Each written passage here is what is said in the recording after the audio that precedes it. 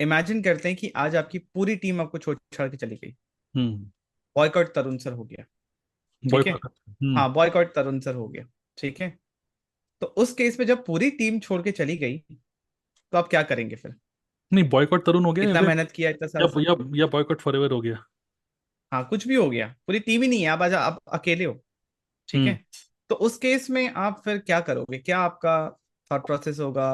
वापस टीम कैसे खड़ी करोगे? क्या करोगे? क्या उस समय पे क्या होगा? मान लीजिए किसी का 5-6 लोगों का टीम है, हम्म। कोई एक न्यूज आ गया, पूरी टीम छोड़ के चली गई। हम्म। ठीक है। तो हम्म। उस समय पे एक डिस्ट्रीब्यूटर को क्या करना चाहिए? आप क्या करते? देखिए, ऐसे कई बार हो चुका है। ओके। जब मैं आप में से कई सारे लोग तो अभी रिसेंटली आप लोगों ने ज्वाइन किया है। और लेकिन जब मैंने फॉरएवर स्टार्ट किया था तो उस टाइम पे जब मैं मैनेजर बन रहा था, उस टाइम पे जो लोग सुपरवाइजर बने थे वो आज जिंदा हैं बट फॉरएवर की दुनिया में मर चुके हैं। ठीक है। तो वो जो जब मैं मैनेजर बन रहा था उस टाइम पे जो टीम थी वो टीम में से आज एक दो लोग ही होंगे, ज़्यादा लोग नहीं है। मतलब कि वो कुछ कुछ प्रोडक्ट लेते रहते हैं।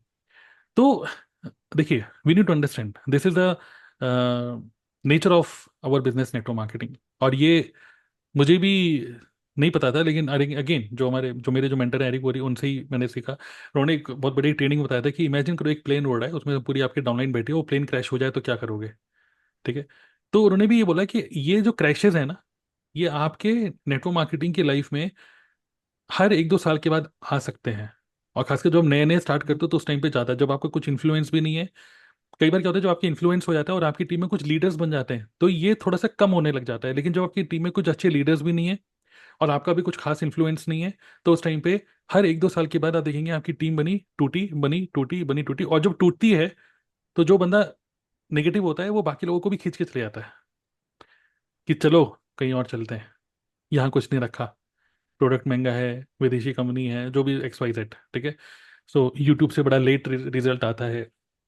तो कोई भी रीजन तो रिस्पॉन्स हो सकता है कि प्रोडक्ट्स में हाँ। क्वालिटी में कॉम्प्रोमाइज हो गया, है हाँ ना, या मतलब कुछ भी हो सकता है। जो नेगेटिव होता है तो वो तो यही हम्म। सब चीज़ें देखेगा और वो एक करके दूसरे लोगों को भी व्हाट्सएप से नंबर निकालेगा, सबको एक एक करके कॉल करेगा, मैसेज करेगा कि अपना टाइम मत वेस्ट करो, निकलो यहाँ से। ये तो ये हर एक दो साल में तो और ये हुआ भी। और आई थिंक तीन चार ऐसे केसेस भी हुए जहाँ पर एक बंदा छोड़ के गया और उसने और लोगों को भी नेगेटिव किया। ठीक है। आपको भी आपके व्हाट्सएप ग्रुप से निकाल दिया था? हाँ, इवन मुझे भी व्हाट्सएप हमारे व्हाट्सएप ग्रुप से टीएलएफ से मुझे निकाल दिया गया था।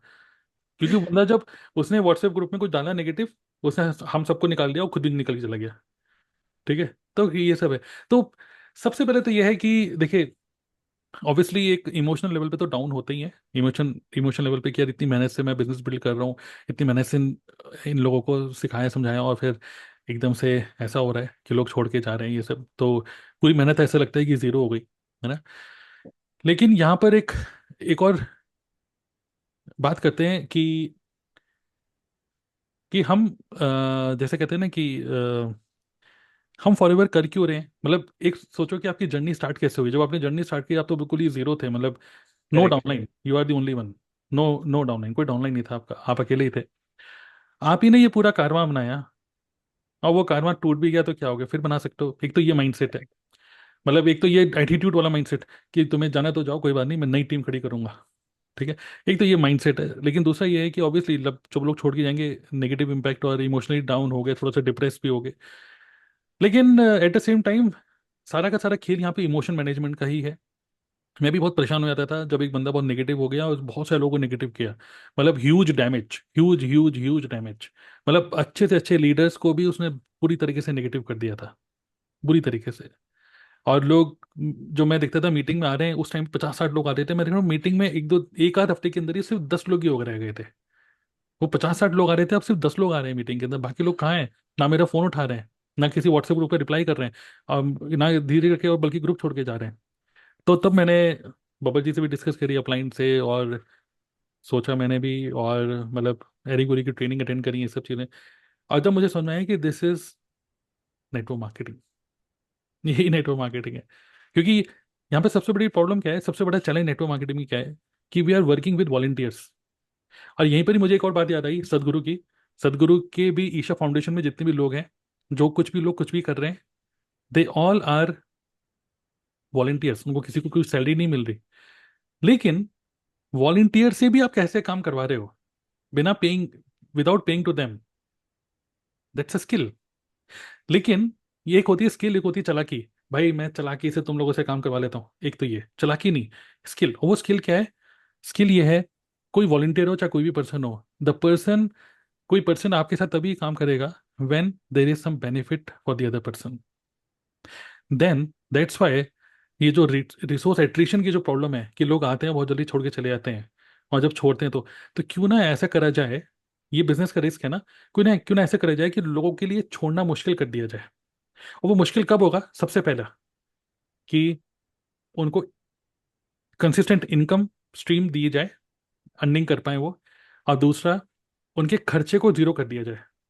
देखिए मैं इसके बिल्कुल सख्त खिलाफ हूँ कि ऑफिस आओ, ऑफिस आओ, ऑफिस आओ, क्योंकि जब हम बार बार बार बार ऑफिस जाते हैं, जैसे मैं भी पहले ऑफलाइन बहुत ऑफिस जाता था, और आपका भी कुछ एक्सपीरियंस होगा विक्रम, आप भी शेयर कर सकते हैं कि जब आप भी पहले नेटवर्क मार्केटिंग में थे, आपने भी नेटवर्क मार्केटिंग बहुत इन्वेस्ट किया, आई थिंक आप ऑफिस खोल के बैठ गए थे, राइट? आप शेयर करिएगा। Correct. मेरे तो हम्म, जब हम जब हम इस तरीके से काम करते हैं तो हमें पता होता है कि वो बंदा कितना खर्चा कर रहा है, मतलब अपनी बिजनेस पे। जैसे मैं ऑफिस भी जा रहा हूँ तो 500 हज़ार रुपये लग जाते हैं एक ट्रिप में, आने जाने में, पेट्रोल में।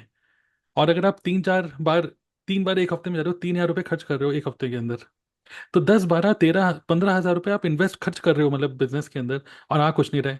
तो ये हमारा डाउनलाइन हमें कुछ नहीं बोल रहा, लेकिन उसके घर में कलेश हो रहे हैं, दिक्कतें हो रही हैं। 12, 15 हज़ार रुपये तुम बस खर्च पे खर्च करे जा रहे हो, कुछ हो तो रहा नहीं है, चेक तो कुछ आता नहीं है। और अगर 10 हज़ार का चेक भी आ गया तो 15 हज़ार खर्च करके 10 हज़ार आया तो कौन से चौड़े हो रहे हो? ठीक है। तो ये सब चीज़ें, तो इसीलिए लोगों को रोक के रखने के लिए क्या है? खर्चा जीरो। तो decrease in cost, increase in scalability and increase in profitability, that's a formula जिससे कि लोगों को रोक के रखा जाए। डिक्रीज इन कॉस्ट, इसलिए मैं सोचा कि जीरो कॉस्ट, कोई टूल पे इन्वेस्टमेंट नहीं, कोई ट्रेवलिंग नहीं, कोई मंथली रिकरेंट इन्वेस्टमेंट कुछ भी नहीं। तो जब आदमी कंपेयर करेगा ना, चलो छोड़ो यार मेरे से नहीं हो रहा, तो ये छोड़ के आप कुछ और करो। इवन आप जॉब भी करोगे, अगर आप मेरिट में रहते हो, आपकी जॉब नोएडा में लग गई, तो फिर आप या तो मेरिट से नोएडा अप डाउन करोगे या फिर नोएडा में रहोगे। एक जॉब में भी आपको इन्वेस्ट करना पड़ेगा रुपया, क्योंकि आप पीजी में रहोगे, ये सब तो सोचोगे इससे बढ़िया घर बैठे बैठे फॉलोवर कर लो, यहाँ पे कम से कम मंथली खर्चा तो नहीं है, मम्मी के हाथ की रोटी मिलेगी, वहां पे फालतू में पीजी का वो फालतू खाना खाएंगे। तो it is much cheaper than job. Job भी महंगी पड़ती है। दूसरी चीज, इट इज क्या, फ्रीडम है, घर पे बैठ के कर रहे हो। स्केलेबिलिटी बढ़ाने के लिए हमने आपको यूट्यूबर बना दिया। तो ये बहुत सोची समझी करके बनाई गया है, जिससे कि आप लोगों को मजा भी आए काम करने में, और आप छोड़ने का सोचो मत। और अगर छोड़ने का सोचोगे तो फिर डीएनए पार्टनर प्रोग्राम से भी हाथ धो बैठोगे। ठीक है। तो फिर करेक्ट। एक, it is just like a game, कि गेम में अगर आप फिफ्थ सिक्स स्टेज पे पहुंच चुके हो, अब आप गेम को अनइंस्टॉल करके दिखाओ। अब आप अनइंस्टॉल करोगे तो आप ही का सोचोगा यार फिर से शुरू से खेलना पड़ेगा। सो अगर इसलिए आप, लोग कैंडी क्रश को अनइंस्टॉल नहीं कर रहे हैं, हाँ, खेले जा अनइंस्टॉल खेले जा रहे हैं बस। इवन एक और गेम था, पता नहीं कोई पोनी पोनी करके, पता नहीं कोई गेम था जो मेरी वाइफ सौम्या खेलती थी। उसमें क्या था, एक घोड़ा था, उसको खाना खिलाना पड़ता था, और फिर वो आवाज आती थी उसमें से तो फिर वो खोलना पड़ता था उसको नोटिफिकेशन, अरे घोड़े को भूख लग रही है, अरे घोड़ा मर जाएगा, अरे, अरे वो उसी में मैं कहा, इसको अनइंस्टॉल करो भाई, क्या एडिक्शन है ये कि घोड़ा कहीं मर ना जाए तो उसका नींद का टाइम हो गया है, उसका खाने का टाइम हो गया है, अरे यार इसको बंद करो। तो एक वो हो गया, तो होता क्या है, गेमीफाइड, तो we have gamified experience. People don't want learning experience, people want winning experience. तो ये सारी देखिए, बिजनेस ऑल अबाउट साइकोलॉजी। तो लोगों ने छोड़ के गए हैं, ये सब हुआ है। तो that is why I have learned so many things. तो एक तो होता है कि मैं भी छोड़ दूं कि बकवास बिजनेस है यार, ये क्या है, लोग आते हैं, कोई काम करने में इंटरेस्टेड नहीं है, नेटवर्क मार्केटिंग बकवास है, ये है वो है। और दूसरा ये है कि नेटवर्क मार्केटिंग तो अच्छा है, अब we have to learn from the mistakes. तो जब कोई छोड़ के जाता है, जैसे होता है नहीं कि सेल्स में भी बोला जाता है, अगर आपको कोई प्रोस्पेक्ट बोल रहा है no no I am not interested, तो आप उससे पूछो दैट्स फाइन, हमारा कन्वर्सेशन ये खत्म हो गया बिजनेस से related. Before we close our conversation यहाँ पे और खत्म करें, I just want to ask you one question. Can you just tell me what is the reason कि आप क्यों नहीं कर रहे, so that I can improve for the next one. तो बता रहे मैं इसलिए नहीं कर रहा क्योंकि आपका प्रोडक्ट बड़ा महंगा है, अच्छा नहीं लगा मुझे। ठीक है, थैंक यू। तो लर्न फ्रॉम दोज थिंग्स। तो मैंने वहां से कुछ सीखने की कोशिश करी कि लोग क्यों आके छोड़ के जा रहे हैं। छोटी छोटी चीज़ों में घर में कलेश हो रहे हैं। मेरी टीम में एक पर्सन था जो कि आर्मी, रिटायर आर्मी से, इतना नेटवर्क मार्केटिंग देखकर पागल हो गया, पता नहीं किस किस की वीडियो देख देख कर, उज्जवल पत्नी, विवेक बिंद्रा, पता नहीं किस किस की वीडियो देख देख कर दिन रात वीडियो देखे जा रहा है वहां पे। आर्मी में था वो, और उसने जॉब अपना वीआरएस ले लिया वहां से, और ये सोच के कि अब मैं नेटवर्क मार्केटिंग ही करूंगा। कौन सी कंपनी ज्वाइन करूंगा ये पता नहीं, करूंगा नेटवर्क मार्केटिंग ही। और फिर उसने मुझे कांटेक्ट किया और ज्वाइन किया, सुपरवाइजर भी बना। ठीक है। और आज वो सिक्योरिटी गार्ड की जॉब कर रहा है। तो क्या प्रॉब्लम फॉरएवर में है, क्या प्रॉब्लम नेटवर्क मार्केटिंग में? लेकिन वही उसी टाइम पे कुछ लोग अच्छा कर रहे हैं। अब वही होता है ना कि मतलब बुरी तरीके से वो उसी में खो गया, नेटवर्क मार्केटिंग ऐसा हो जाएगा, वैसा हो जाएगा, ये हो जाएगा, वो हो जाएगा, ख्वाबों में चीज़ें लग गए। तो इसीलिए मुझे लगा कि यार यहाँ पे भी एक लर्निंग है कि लोगों को कई बार एज एन अपलाइन हर कोई बोलेगा कि लेवल अचीव करो, लेवल अचीव करो, लेवल अचीव करो। लेकिन इवन उनकी वाइफ का फ़ोन आ गया था मेरे पास, मुझे याद आ रहा है, उनकी वाइफ का फ़ोन आया मेरे पास एक बार कि सर आपसे एक बात करनी थी। मैंने कहा हाँ जी बताइए भाभी जी। तो उन्होंने बोला, मुझे लगा कि ऐसी कुछ बात। तो फिर क्या हुआ कि उन्होंने मेरे को बोला कि सर मैं आपसे एक रिक्वेस्ट करना चाहती हूँ कि मेरे हस्बैंड को फॉर छुड़वा दो। तो मैंने कहा वो तो अच्छा कर रहे हैं, वो तो अच्छे लेवल पे हैं, सुपरवाइजर लेवल पे हैं। बोला ऐसा आप क्यों कह रहे हैं? सर जब से इन्होंने ये ज्वाइन किया है ना, ये घर में बहुत कलेश कर रहे हैं, हमारी बिल्कुल बात ही नहीं सुन रहे, बच्चों की फीस पे नहीं हो रही है स्कूल की, जॉब छोड़ चुके हैं, आपको ये सब चीज़ें बताते नहीं है। और मैं आपको बोलना चाहती हूँ कि मेरी बात नहीं सुने और आपकी बात सुनेंगे। और मैंने उनको बोला कि मैं को अब हाँ यहाँ पे क्या मैं बोलूँगा, अरे नहीं बंदे को रोक के रखो, फॉरएवर मत छोड़ने दो, नहीं। अब यहाँ सोचो यार कि क्या हो रहा है कि फॉरएवर की वजह से घर में कलेश हो रहे हैं, बल्कि फॉरएवर की वजह से घर में खुशहाली आनी चाहिए भाई। ये जोड़ने जुड़ाने का काम है, तोड़ने का काम नहीं है कि आप दूसरों की लाइफ खराब कर रहे हो, राइट? तो it is good business, not a bad business, right? So correct. But गलत तरीके से काम कर रहे हैं लोग, गलत हवाबाजी में जी रहे हैं। तो that's why I want I I wanted to create a system जहाँ पे लोग एजुकेशन पे ज़्यादा फोकस करें। When you become more educated you become more confident and clear for your future. वरना एंड वही चीज हेल्प करेगी वापस से टीम खड़ी करने के लिए। यस, और उनकी भी टीम कभी ना कभी टूटेगी। हम्म।